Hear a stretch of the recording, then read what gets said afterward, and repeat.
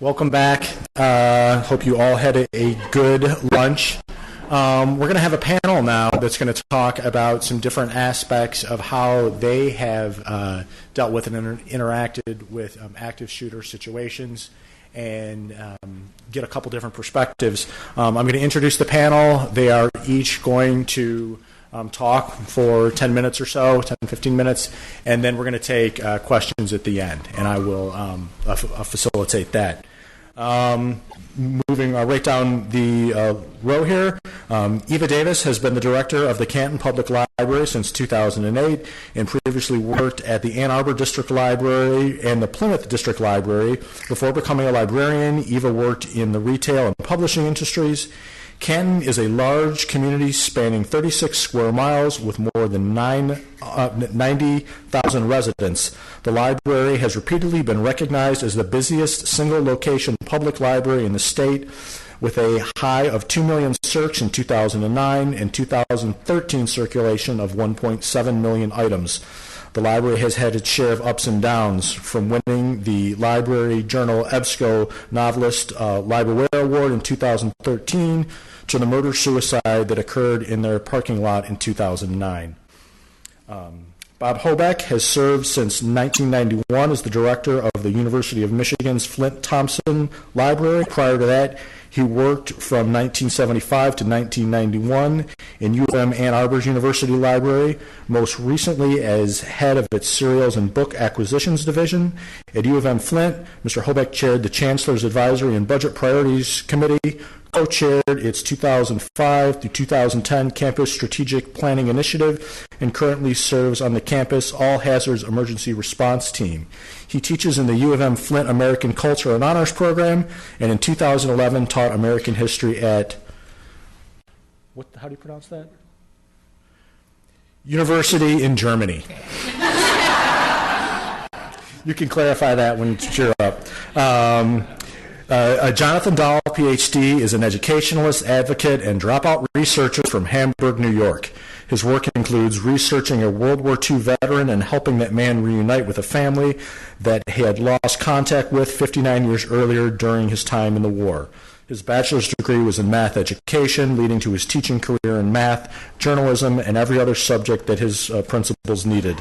His master's degree in curriculum and instruction from the University of Alaska, where he studied the impact of affirming Alaskan Native culture in the classroom. The research project titled Come In, An Epic Story of an Inuit Couple in Northwestern Alaska is on file in the Rare Books collection at the University of Alaska in Fairbanks. Finally, his doctorate of philosophy was attained at Texas A&M University, where his dissertation on teachers and administrators' perceptions and its assistance of school dropout among English language learners at selected Texas schools. He has recently authored an article on understanding trend changes in school dropout over the last 45 years. And he'll talk a little bit about why he's here in a bit. He lives with his wife Laura and cat Mr. Tips in Michigan. And we all know who officers, troopers are. Thanks.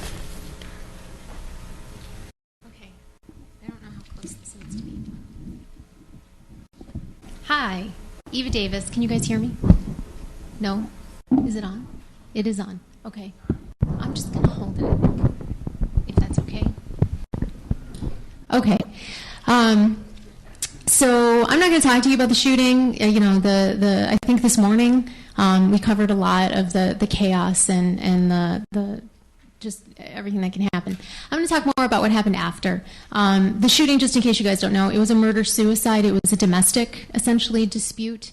One of the great things about being a public library that is a third place for the community is that sometimes they choose you as a third place for something you don't really want to have happen.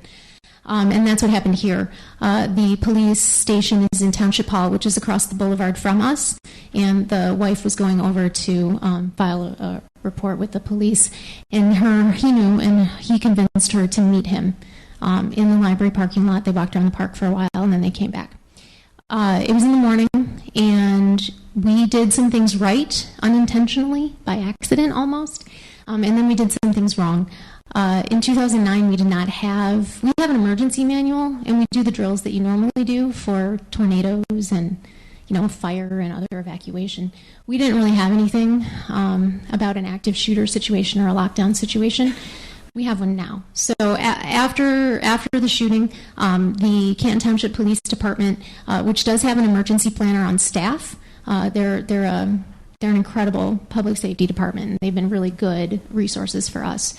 We have an area sergeant and an area lieutenant, and they came over and met with my staff and talked to us about debriefing, essentially, and then talked to us about things that we could do to improve staff preparedness, improve the building, and improve safety and security overall. The primary thing that we learned is that if someone is going to come in and shoot or stab or attack, it really has nothing to do with you. They come in on their own, with their own baggage and their own reasons for doing what they're doing.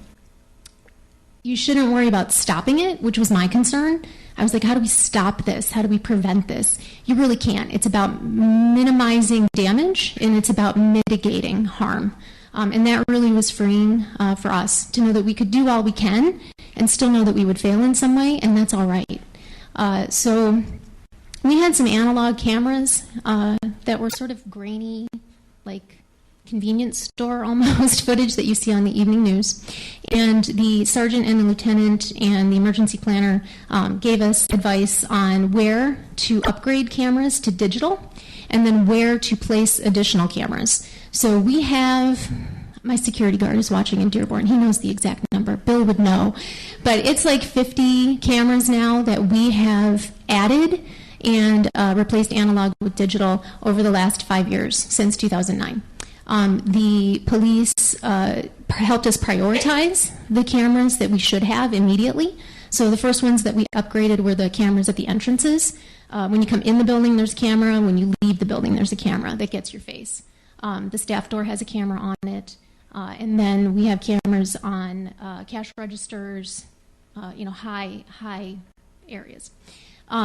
And then we also added cameras in some blind spots. On a single-story building, it's about 53,000 square feet, and it's been renovated and expanded over the years. We have a lot of blind spots, a lot of blind corners. We have areas we can't see.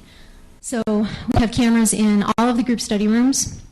We have cameras on the major service points, because if someone has an issue with a staff member or goes off, we want to be able to capture them for later purposes. We have a server that is dedicated to the cameras. When you have that many cameras, it takes a lot of power. So we have a server that's dedicated for that, and it can archive about 30 days worth of footage for each of those cameras. The other thing we did was we went to a badge system. The way that the staff door was secured previously was if you were management or a full-time person, and I have about 100 employees, 16 of them are full-time, including me, so I have a lot of part-time staff. So if you were management or full-time, you had keys to get into the building, and everyone else had to push the little door buzzer and then get buzzed in. When you have 86 people that work at the library that were coming in through the door buzzer, people got into a habit of just like reaching behind them and pushing the button and letting people in whenever the doorbell rang, which isn't safe, just generally, active shooter or not. So we went to a badge system that also was arm-disarm for the alarms. So you set times that people can access the building. You set, protocols for arm and disarm and that kind of thing. And so people are able to get themselves in and out of the building, and the door is secure. Because the other thing that people were doing was they would prop the door open. It'd be like, oh, it's 4, and the afternoon crew is coming in. If I'm the first one and I hit the little buzzer, the doorbell, and someone buzzes me in, I'll just prop the door because I know that there are 5 other people who are coming in for the 4 o'clock shift. That kind of thing. You guys are nodding. You know what I'm talking about. We also use our ID badges for the staff doors. Those doors were just unlocked. You could move from a public area into a staff area, no problem. There was like a little saloon swing door behind the checkout desk. So it would take nothing for someone just to come through the door and grab all the money out of the cash register if no one was looking, or wander in through the staff areas and steal people's purses or lunches. That still happens. Even with the security, people lose their yogurt in the fridge. I can't stop that. I've tried. So we have secure doors on all of those. And then unintentionally, we did a small renovation project in February, changing our main service desk area. We consolidated a reception desk and a reference desk and a checkout desk into one area. And as part of that renovation, we put up a wall at where the checkout desk used to be. And now we have all of our printers and copiers up there. And what that did is it enabled us to have a completely secured staff area. Because when the checkout desk was there, you could still leap over the counter, and run around the back. So with this wall that we built, we could, if someone comes in and starts doing whatever, if you can make it to a staff area, if you can't make it to an emergency exit, you can make it to the staff area, and that will give you a little bit more time to put some distance between you and the shooter. The other thing we did was completely update our emergency manual. One of the things that we accidentally did right during the shooting incident was we locked the doors. The thing we did wrong, which I still disagree with, but they told me we did it wrong, was that we let people into the building who were coming to the door. So this was just around the time we opened. We opened at 9. And shots were fired. We have a line. I don't know if that's true for you guys. We usually have a line of between 20 and 30 people that wait for the library to open every morning. And so you have a crowd of people. It was a story time morning, so we had families coming to the library who were going to come in and do playtime or check out books or whatever prior to story time. And we did lock the doors, but we ushered people in. And this was wrong because the police pointed out to us, you don't know who the shooter is. It's not like the shooter wears like a big orange vest or something. I mean, they might, but what are the chances of that? So there was potential that in our caring moment that we could have let the shooter into the building and brought that danger inside. So that was one of the things that we did do wrong. We updated our emergency, and by we I mean my staff. I don't want you guys to think I'm sitting there like doing all this myself. I have a really good staff, and we drill for active shooters. So our staff day in October, I think it was fall of 2013. Nothing brings down your staff day faster than an active shooter drill, but we felt like we really had to do it. No people were in the building. Obviously, the library was closed for the day, and so we had a couple of police officers come over and go through something similar to the ALICE, sorts of training, and say these are the things you need to do and the things that you need to be aware of. And then they told us go where you would be normally at this time of day, and they did an active shooter drill, and they freaked us out. They played a recording over our PA system. We do have a PA system. It runs through our phones and then through some speakers in the library of shots and people screaming and all kinds of stuff that I did not know we were going to do, so it freaked me out. And it was a good experience for staff to do, and it actually was kind of funny. So we had some staff who squeezed themselves into a closet where the safe is, so it locks. I think we had like 4 people trapped in this tiny, tiny little closet, hiding under desks, that kind of thing. So it was a good activity for us because the main thing, because we're caretakers and we're public servants, we want to help people and to take care of them. And when we do a tornado drill, what you're doing is you're kind of herding people to a safe place. And when you do a fire drill, you're herding people outside to a safe place. And this active shooter drill, it's more about get as many people as you can to safety as you can. And if people aren't moving, or if they're frozen, or if they're stuck and they're not doing it, you just got to go. And so that was really helpful for us. And for me to be able to give my staff permission to do that was really helpful. So we still have work to do. We will continue to do the drills. We'll continue to make updates to the emergency manual based on what the emergency planner and public safety tells us. And we'll continue to upgrade our video surveillance system. But that is how we have dealt with preparedness and the safety and security of my patrons and my staff since the shooting that we had in 2009. I'm going to move it on now. Thank you, Eva. Delighted to be here to talk a little bit about what we've been doing at the University of Michigan Flint to be prepared for an active shooter situation in the library. The first thing I want to say is that I'm not talking about this issue, and I'm not interested in this issue because I'm from Flint. I'm well aware of the reputation that Flint has. I do want to point out, though, that the University of Michigan Flint is a very safe campus. You can take a look at our Clery statistics and compare our campus to other state public institutions. We've never had a violent incident in the library in the 23 years that I've been there. I was talking to Denise about her library, which is very near us at Mott Community College, same thing. And I also walk to work and home more than a mile every day through right to downtown Flint. The university is located downtown.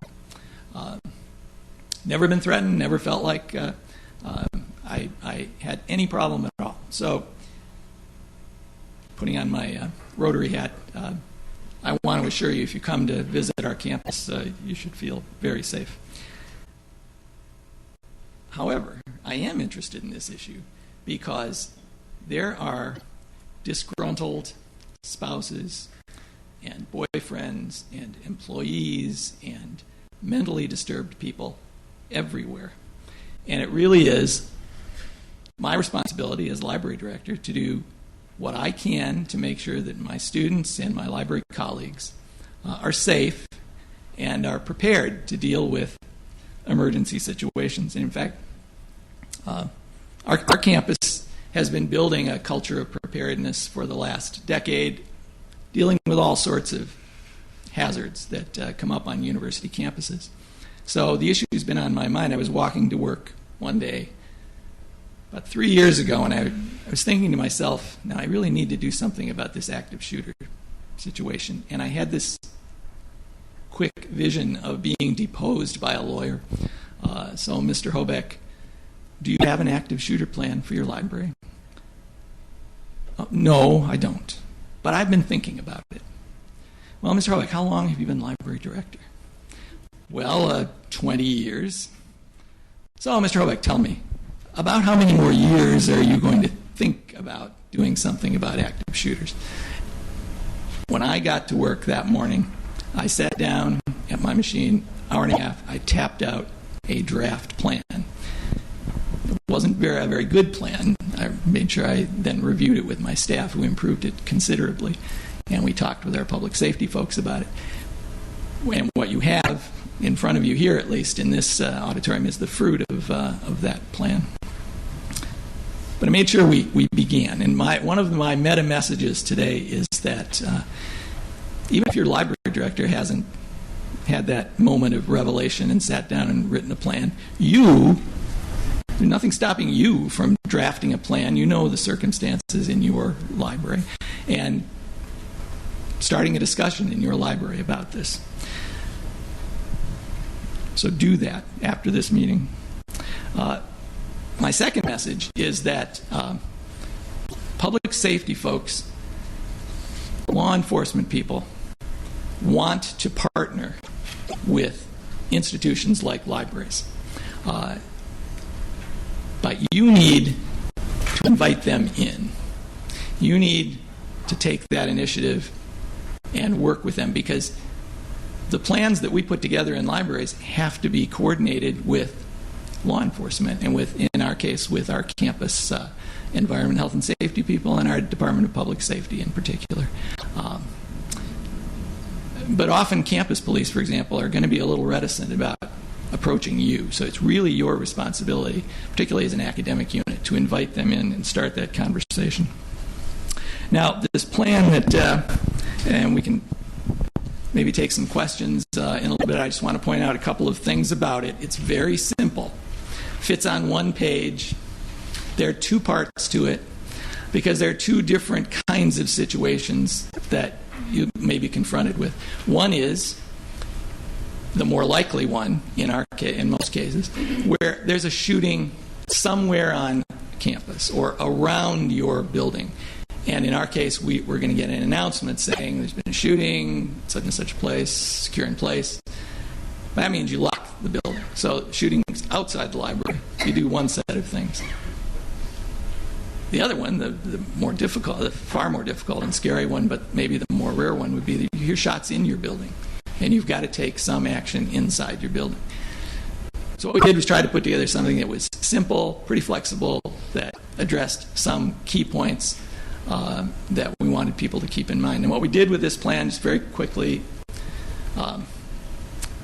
drafted it, discussed it with staff, tried to improve it, met with our Department of Public Safety. Then we scheduled at one of our in-service days a tabletop exercise, not very threatening. We sat around a table with Department of Public Safety and Environment, Health, and Safety on our campus. And we walked through this plan and talked about how to improve it. And that was a good couple-hour exercise. That was a good start. That's not enough. What we then did was, over the next year, we scheduled 2 simulations where we kind of field tested this document. In one, we field tested the active shooter in the library situation, and then debriefed after that. Second, and we would do these at the end of term when there wasn't a lot of activity in the library. We'd close the library for the day. The second one was testing that shelter-in-place part of the plan. A couple quick points so that I can turn it over to the other folks on the panel, and we can maybe have a little conversation. But a couple of key things for you to notice about these plans. One of the first things you want to drill for and train for is, what do you do in those first few seconds in each case?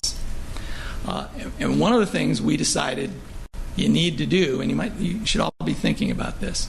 You hear shots, or you hear this announcement about secure in place. We need to make sure each one of us grabs our keys and our cell phone, and we have a few radios, so those, but particularly keys and cell phone. We have a lot of doors that are locked. You're going to find if you're either trying to move people into a secure area or you're trying to escape from the building, you'll run into doors where you're going to need a key in a lot of cases. And then you need a cell phone if you can, if it works in an emergency. You want to be able to communicate a little bit. The purpose of the radios is so we can listen to the emergency personnel who are talking on one of the channels. And then we can switch to another channel and talk to ourselves. So that's one of the first things. What do you do in those first few moments? And then also, who locks the front door? Who gathers people together quickly if you've got a little time? And you usually have a little more time in a secure in place situation. The other thing for us, we have a 3-floor building. It's kind of a complicated building. There are a lot of entrances and exits, a lot of emergency exits. There's one main public entrance and one main public staircase. The problem that we realized was that at any given time of day, on any given day of the week, and on any given floor, there's a certain number of people. So one piece of homework that you could do if you're in that kind of a building that we found that we had to back up and do. So we want to secure in place, for example. Well, which rooms on those floors are we going to designate as the secure in place room? And then the question is, these things happen. They don't happen 8 to 5, Monday through Friday. They happen anytime. They can happen anytime, and you'll have any configuration of staff and any number of users. So at our peak, so we want to know what are our peak times, and how many people at peak times are on the 3rd floor. How many people are on the 1st floor, and do we have enough rooms where we could move people into these rooms? That's the kind of work you can do ahead of time. And then everybody has to kind of remember these things. There were a number of other improvements that we were able to. When you do a simulation, your adrenaline runs, but you find out a lot of very useful things. One of the things, for example, we found out is you need to take care of the floor you're on, not the floor where your office is, where you're at, and the people around you. That's your responsibility, and so you drill for that, and you make sure that that's something you remember. So you play like you practice. If any of you know anything about basketball or any sport, you play like you practice. That's why you have to do drills and simulations. You can write things down, you can talk about them all you like, but it's different when you walk through them. So I would encourage all of you, get a plan underway for your place. Nothing may ever happen, but none of us are going to count on that. And secondly, partner with your law enforcement institution that is either responsible for your campus or with whom you would work in your community. They are very receptive. They want to partner with you. They want to work with you, but you need to take the initiative to invite them in. So thank you.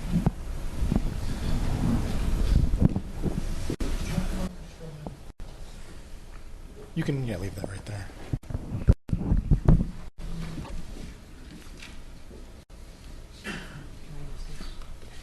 That sure. I don't know.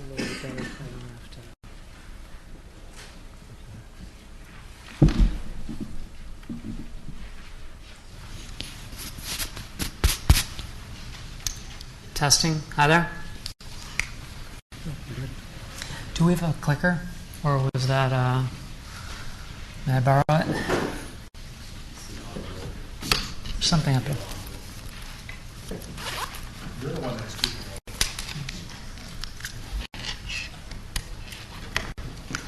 Pardon us for technical difficulties.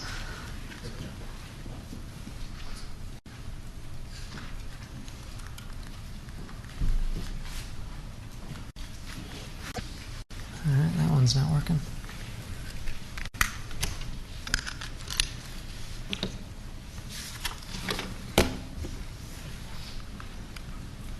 All right. Hi there, everyone. Good afternoon. It's excellent to be here, but I'll take some words from one of the people that are later in this presentation. I don't want to be here. I'll explain that a little bit later. I don't think any of us want to be here. This is a very difficult situation in America, and it's one that requires a reasoned response, and that's why we're all here. So it's awesome that we're together in a place where we can safely communicate and create some solutions together as well as learn. I want to start by just saying the program says that I'm a Harvard University Agency Fellow. Let me clarify. I work with Michigan Department of Education. I work actually with the lower performing schools in the state, and also Michigan Department of Ed appointed me as a Harvard Agency Fellow, and I work on a project with specifically some school improvement grant schools. It's not why I'm here today, and I want to clarify that I'm not speaking for the Department of Education. This research that I did was done on my own time, and the views that I'm representing are my own. But I really want to talk with you as an educator, because I think we all have views about this problem, and it's safe that we don't have to be representative of others. We're representative of the issue itself and our desire collectively as a nation to make a response. So with that, I just want to give a tiny background on how I connected with this issue. Really, for me, it happened back at Columbine. I was an early teacher in those days, and that event, like a lot of us, was just very galvanizing. It just shook you to the core of who you were. During my master's degree, I studied not only the event at Columbine, but other events that were of that time. And I'll just be honest, it was a troubling concern, but it wasn't 100% of my life. I didn't go on and become a bullying specialist or something. I just went on, and life continued. And this past December, just 4 months ago, there was a school shooting in Colorado. And a young lady, Claire Davis, later died as a result of that shooting. And I remember talking with my wife the day that happened about how unjust it is, how awful it is that these events keep happening. How can we, as educators, how can we as society prevent these? And so I got to my gears, started writing, and out came a book that really focuses on prevention. Not on just labeling and defining the problem, but exploring ways that can be preventative. I'll talk about that a little bit, and again, that's my focus that I bring to this. So there's so many slides. It's only 10 or 11. But there's so many different things to try to fit into this, and I want to just stop for a second the real truth about school shootings, if we think about it, is that they start to make us sick. They start to unearth a lot of feelings that I think are deep-seated sorrow. I don't know about you, but when I heard part of the tape from Columbine, and I actually couldn't even listen to all of it, but tears started flowing. It really just grieves us. And that's okay. Having a preventative response is kind of where we're called, what can we do to prevent that? But I just want to touch on that fact. What is the response that we can take? It doesn't have to be in the cycle of the media or how quickly people come up to reasons for things happen or all that. So let's pause for just a second and think about what a solution would look like.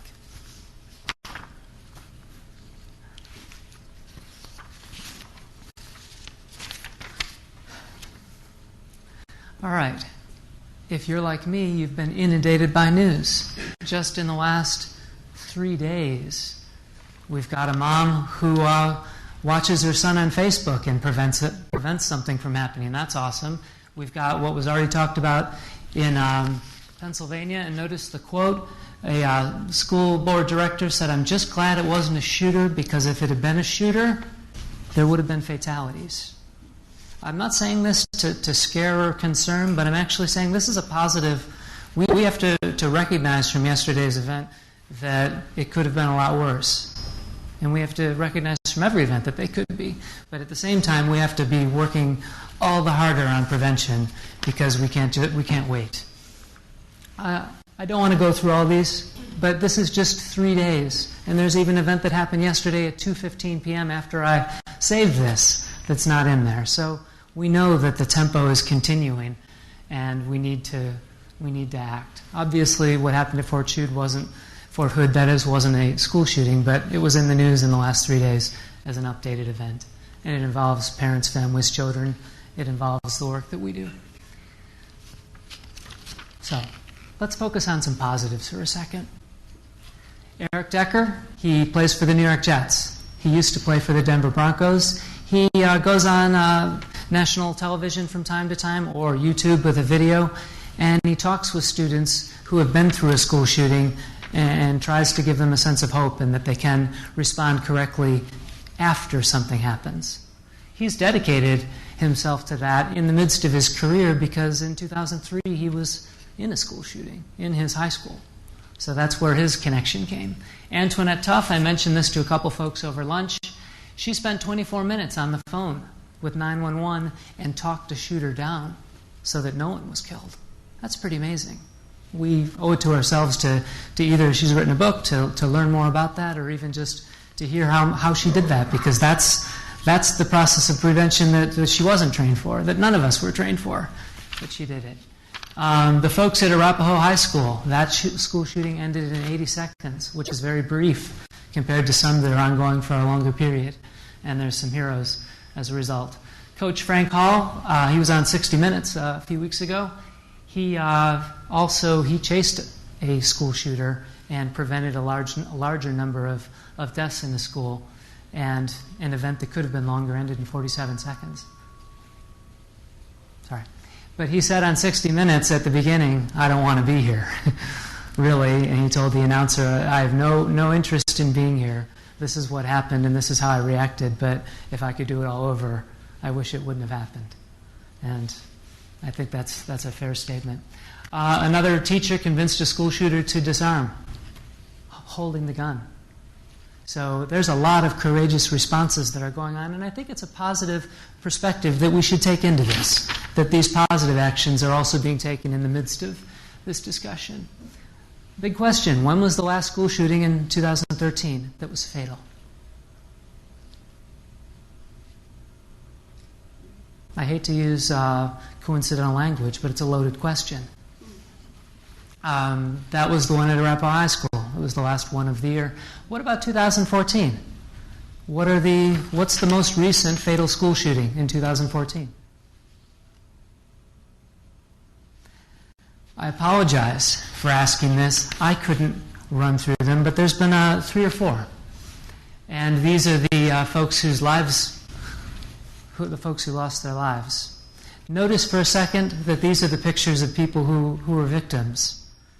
Not only in my work, but in our discussion, I think we need to focus a bit more on the reality that goes on and a bit less on perpetrators. I know that can disagree, and I know that from the, from the training aspect, we need to understand what perpetrators of crimes are doing. But at the same time, I think for a sanity, we need to keep both focuses going, and we need to really remember folks who have given their lives without choice. By the way, my book, I've connected with the parents of Claire Davis and actually have dedicated the book to their daughter. So, currently, in terms of statistics, we're at 1 fatal school shooting every 41 days. Some other statistics, there have been 76 shootings in schools that were fatal from Columbine onward. And here's a statistic that's not there. There were 2 shootings that happened in 1999, Columbine, and there was one other that year. In terms of decades, the decade 2000 to 2009, those 10 years, there were 37 shootings fatal in schools. Guess what? In the decade 2010 to 2014, where we are right now, guess how many fatal school shootings there have been? 37 in the previous decade. There have been 37 in 4 years. 4 years and a couple months. So I don't say that with anything other than the fact that it's the numbers. If there are other shootings that we don't know about, let's find them, let's add them to the list, let's become more insightful. But it troubles me, even just feeling unsteady in my feet just as I share this. But the issue is something that we have to start dealing with. We have to be continuing works of prevention and safe gatherings where we can talk about and explore this issue. As I did mention up there, 3 librarians were included in those shootings. Actually, not the 76. I think 2 of them were included, and 1 or 2 of them were from before. So where do school shootings happen? They happen in just about 70% of the United States. You can look at that small list of states that haven't had a fatal school shooting since Columbine. How do I say it? Numbers are numbers, and we can get lost in them, but there are some interesting trends. One is that Virginia, for example, school shootings have happened at the university level. I believe all of them. That's something that invites that state to engage in more, and they are. There's no question that they are, but that's where the gun violence in their state has focused. Other states are quite different. And just to mention it, in terms of the number of school shootings, there have been states that have had, I think, up to 7 fatal school shootings since Columbine, and there are states that have had 0. Michigan happens to be the 4th in the top of the list, having 5 fatal school shootings. And I just learned that recently. It jumped off the page. In terms of libraries, and this is only the data that I have going back to 1952, these are 8 different events in which 3 librarians were killed. I want to emphasize the event in 2013, which I told you about at Arapahoe High School.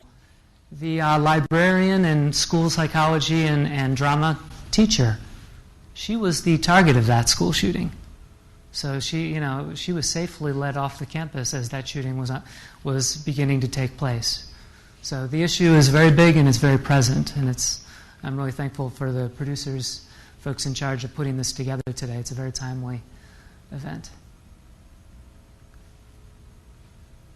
So let's talk about prevention. I really need to say this. I can sense in the audience the pain that this issue evokes in all of us, and I feel it as well. I want to focus for the last 2 slides on prevention issues. So no more, here's another thing that happened, here's another thing. No more statistics, no more of the pain. I want to focus on how we prevent.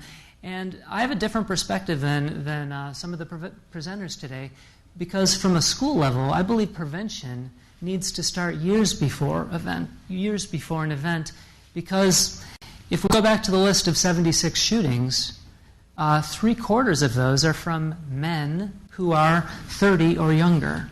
That means that we have a problem that's male. I confess, I admit, I'm happy to confess that that's a problem we have to deal with at a gender level. I explore that in the book and some reasons for that. But also, we're talking about young people, and young people in schools are repeated visitors, repeated guests. So often, like happened in Arapahoe, when a difficult event happens for a student to process, that's only building on previous difficult events that they had difficulty processing. In other words, they didn't develop the skills. The federal government calls this positive behavior interventions and supports. And so that's really what I recommend, but through the vehicle of relationship. In schools, and I do apologize for folks that may not see library patrons on as regular basis. It might be more difficult to develop relationships with folks. But there are aspects where there are folks that come a lot, and where that can happen. But you never know, and I'll say this as a challenge to all of us, you never know where your positive words and your positive perspective and your empathy can help someone in their time of need. You never know, because quite often in life people don't come back and say thanks, and that's okay. Otherwise, we'd probably be hearing that a lot, and we might get ourselves a little too puffed up, and think we're important. But the reality is relationship is what's going to help people process things that are going on in their life. And lots of people need a chance to share something and get it heard. And sometimes it's not as much. I remember thinking about that very troubling video we watched, and I apologize for saying that, but it was. I was just frightened by it. The gentleman at a school board meeting. The reason it was frightening was because it was real. You know, it's not a movie. It's not something fake. It was real. But if you, for a second, just look at him, kind of like fade everyone else out and just look at him, his mind was going. He was thinking. He, Sergeant Zook? As Sergeant Zook said, he probably was hearing only some of the words that were being spoken to him, and though we can praise the school board superintendent, that guy was talking kind of fast. Of course, who wouldn't? You know, he's probably nervous as anything. But my point is, you saw that guy's mind computing, thinking. So what I'm trying to say is that in relationship is where we help people's thinking to either go wobble off more or to help get more centered. And I believe that schools have an excellent opportunity because their relationship with student extends backward. But that draws on a lot of things, relationships between different schools. If you have a difficult 8th grader that you've been supporting in PBIS, when he gets to 9th grade, you don't just wave and say, I'm glad he's gone, or she. I know we focused a little bit today on men, and I confess might be the ones that required that. So what are some other things that are needed? I'll say that I have 3 more minutes. Is that okay? Okay. Do you have some forms, or did those not get printed? Where's my tech people? You have some forms, good. All right, so the first form, Form 1, is similar to some of the presentations we have, but it's a list of threats that students and or library patrons, I don't know why I just said patrons, can exhibit. And really, when schools have a longer relationship with students, they can see pieces of these warning signs, and they can develop a bit of an understanding. The student is sort of moving towards one or a couple of warning signs, and develop supports within their school for that student or for similar students. That's Form 1. So a school needs to understand what kind of threats there are within that school. And I'd add, by the way, that a school, as well as a library, needs to analyze its own behaviors and really look at bullying, to be specific, as to whether or not students feel a sense of safety and a sense of being supported in that environment or not. And I don't mean all students, but I mean specific marginalized students or potentially marginalized students. So I've been drumming the point of relationship.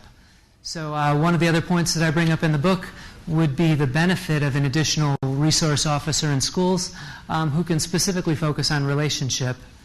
And I really put this forward as a national plan.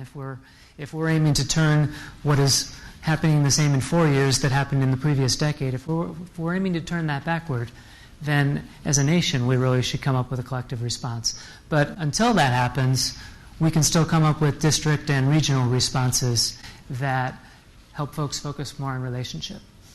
The last thing I'd share, and I won't go through each one of them, but the forms 2, 3, and 4 have a student who does something wrong. A student writes out what they did wrong. So it's kind of a very common behavior referral type form.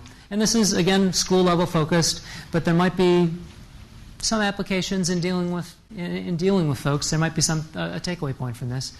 But added to what the student is doing is asking them, what are their strengths? In other words, nothing about the negative behavior. Where's the positive direction that your life could go? And the parents are asked the same question, and then it's the job of the school to try to find ways to point the student more towards those strengths. In other words, you can spend 10 ways trying to stop doing, it's sort of the pink elephant in the room. You can spend 10 ways trying to stop doing a behavior, but if you start doing more of the positive behaviors, naturally there's no more space for some of those negative behaviors. So it's just a perspective. I share it with you, and really it was a real privilege to be able to share all of this with you. I think I probably left a few unended ideas or things, but I want to go back to the earlier presenters and give them a chance for some QA, as well as Sergeant Zook. Thanks, didn't mean to scare you away.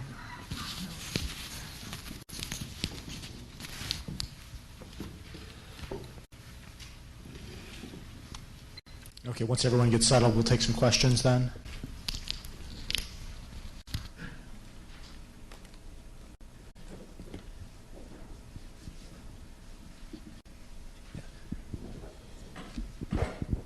So this question is directed toward Eva. Okay. You mentioned security cameras, and where I'm at, Oakland Community College, a lot of people, there's the balance between securing things and securing people, but also securing people's privacy. And so how do you address, having all these cameras and watching people, but, also securing people's privacy at the same time? It's not an issue.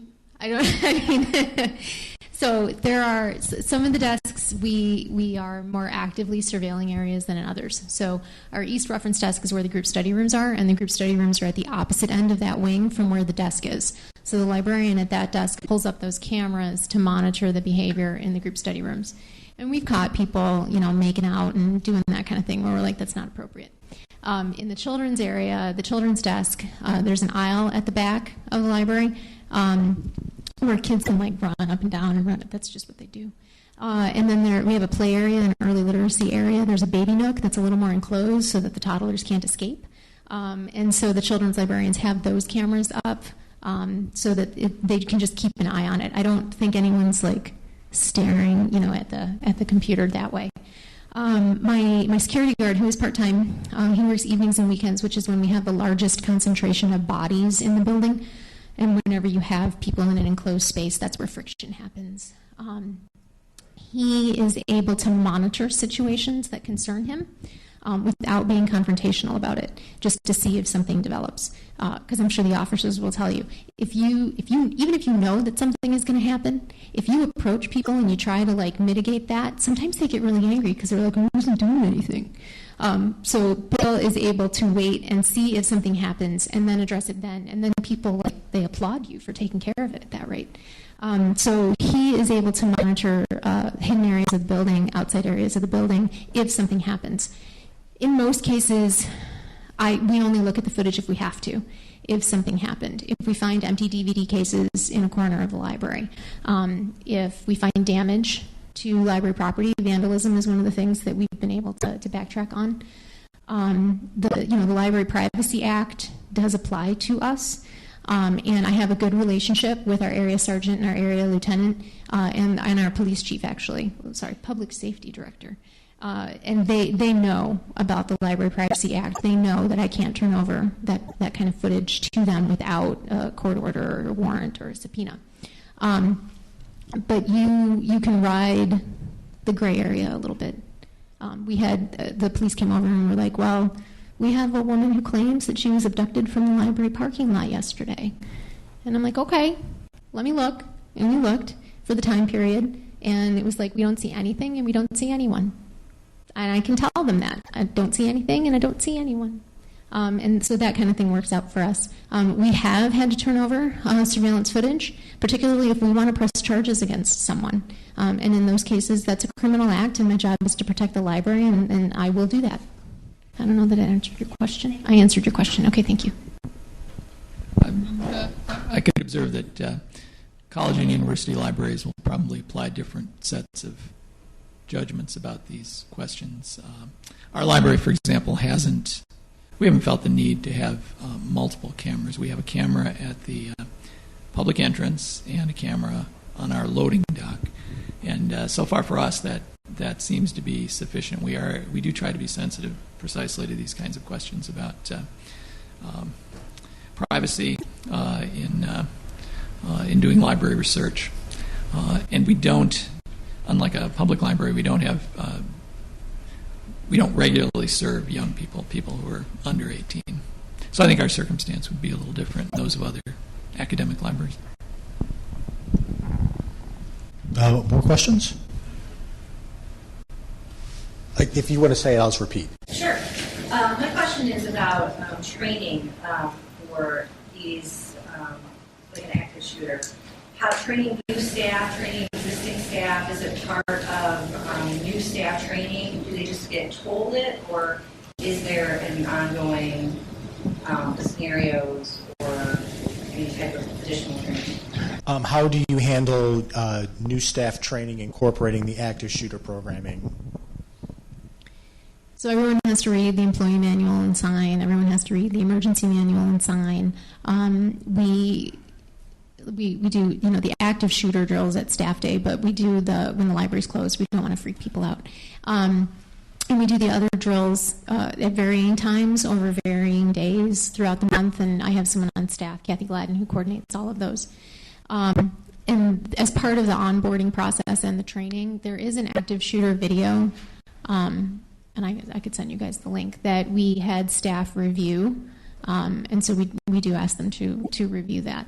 And it's, I always find it a little bit weird because, like we did like I told you, we did active shooter training at our staff day. So the morning was this really light and fun thing. We did your personality type. We had a little light Zumba class. Like we did this stuff, and then everyone went to lunch, and then we came back, and it was like, this is Officer Kolke, and he's going to talk to you about active shooters. And then we all had to go hide and hear these things over the loudspeaker. And people laugh nervously, and then there are some people who are like, I'm never going to need this. And then there are some people who are saying I would save everyone, I just know it. No one really wants to do it, and no one likes to talk about it, and so it's kind of unpleasant. But we try to treat it like we would any other training. Like you should try to be aware of this. And then Kathy, who I mentioned before, she and our security guard do regular posts, not like every day or anything like that, but every once in a while, to the staff intranet, the staff blog, that just says, hey, a reminder. These are things that you should be keeping an eye out for. These are things that you should be aware of. It's tornado season. Drills will happen at any moment. You never know when. So refamiliarize yourself with the emergency manual, the locations of the doors. We do the door numbering that they talked about. We did number our doors. And so we, just remind people of those things. Bill usually sends out a lot of messages about the door was propped open again. Don't prop the door open. So we have some of those as well. Hi, Evo. There's a question from Twitter, and I just want to jump in. I think you've already covered this. How long do you keep your camera footage? It automatically overwrites itself every 30, I think it's 32 days or something. As we add cameras, the capacity of the server to store is obviously shortened and shortened and shortened. And we have the ability to either capture stills and append them to our incident reports, which are online, or to print them out, or to burn them to DVDs, which is what we have to do if we're going to prosecute someone, and we have to turn that over as evidence so we can take a section, burn it. I do have my systems administrator usually does that, and I will have him preemptively segregate stuff if I think it might lead to something, just, hey, hold on to that. And he can save it to the server, so he can kind of, download it, save it. So if I do need it burned, we can burn it and then turn it over. I just want to make a quick observation. I think you're hitting on something that's extremely important. I'm not sure we do a very good job of of ongoing training. We've been doing the active shooter. We have had this plan in place for a couple of years now. We have done some simulations. Yes, we give a copy of the plan to new employees. We don't have that much turnover, but we have some. Student temps are another group that's that are supposed to be reviewing these plans. But I think this whole question of how you build a culture of preparedness in a library or on a campus is absolutely an ongoing challenge. There are many things you want your staff to be trained for, and how do you work all of those things into a kind of regular plan? We do have a couple of our staff were identified as our emergency coordinators for the building. This is the kind of thing that you have to kind of build into the culture of your institution. If other people have good ideas about how I can do a better job of that, I will be delighted to hear it. But I think that's one of the key challenges for all of us. Once you build a plan, then you do have to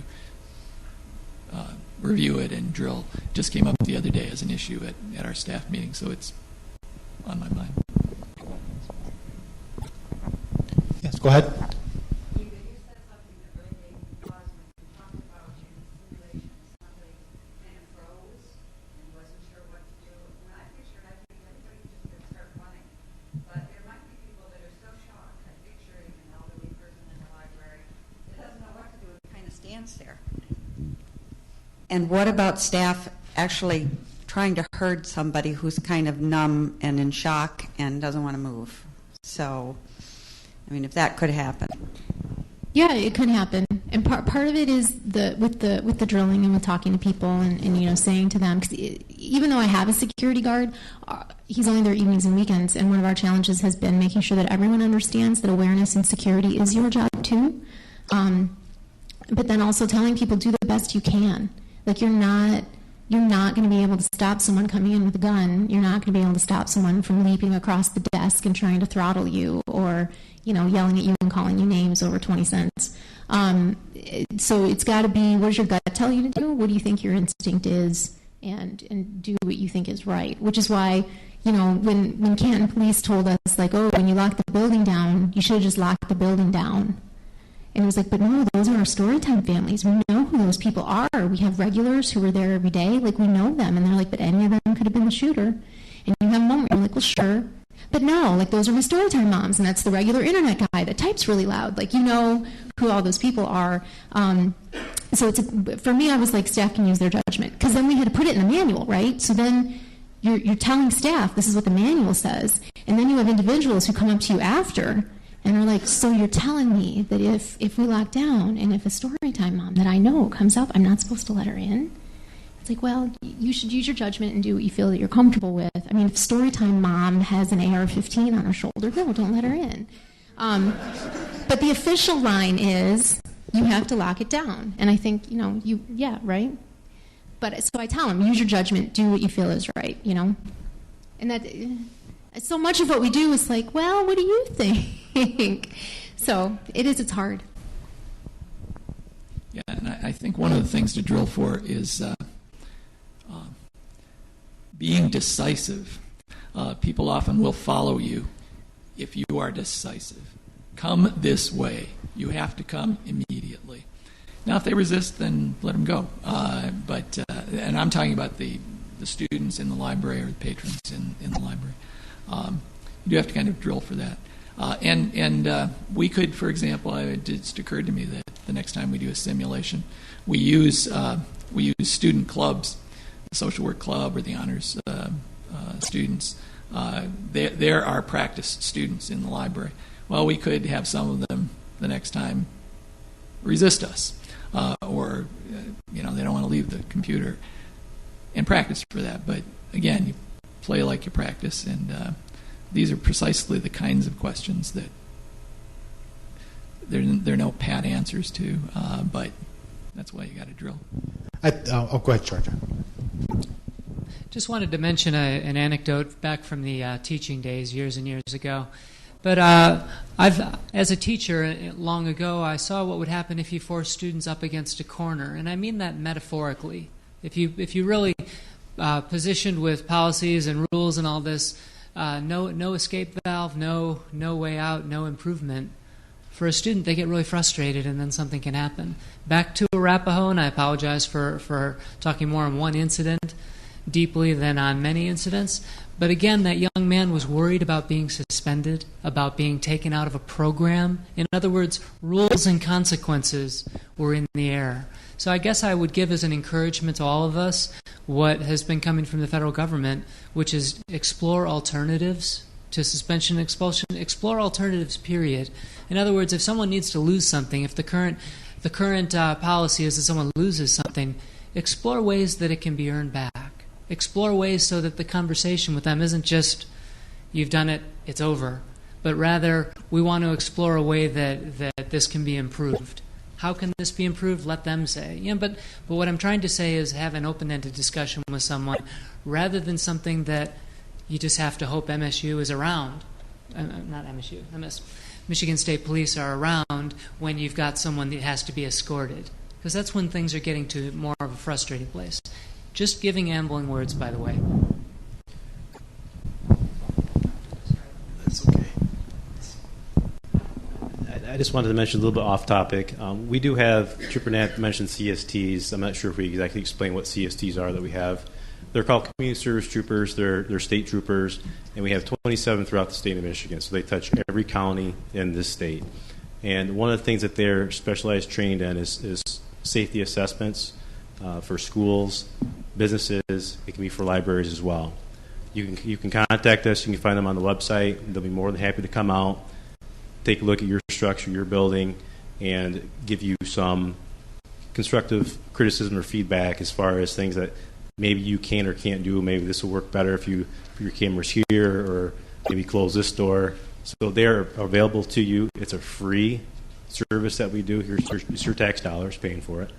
So it's a free service, and I strongly encourage you guys to definitely look into that.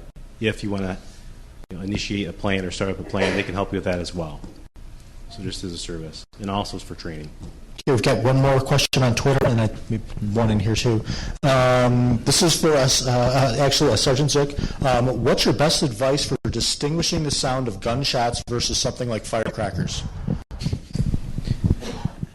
And I think Trooper Knapp will agree with this, is that gunshots, I mean, in a school, they do typically sound like people describe them as being firecrackers. If it's something that you hear that sound, I would take, go into your protective mode and do what you have to do. Don't risk, peeking out in the hallway or out of your office and see what's going on. You should call us. We'll come out there. We'll try to take care of it. Okay, one more in the room. We're good for now? Okay, thank you. Oh, do you want to? Just one little quick point that occurred to me.